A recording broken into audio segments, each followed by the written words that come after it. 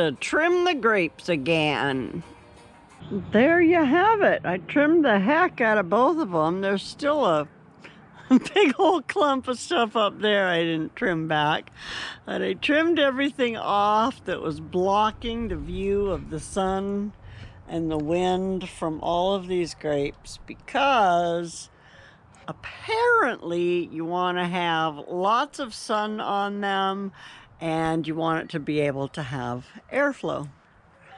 So, and now we can actually walk through the grapevines and not be attacked by grapevines. So, that's that for that update.